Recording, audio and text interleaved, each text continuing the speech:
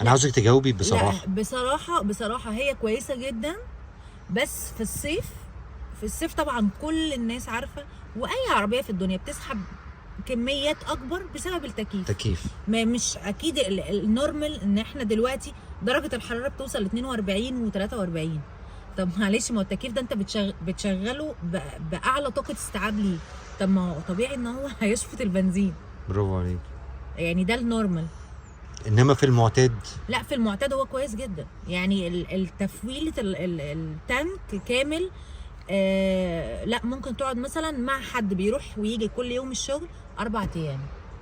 طيب العزل، عشان باب ال 508 فريملس، فعاوزك تقولي لي عزل الهواء اخباره ايه وانت مسافره مثلا على الساحل، الغردقه، شرم؟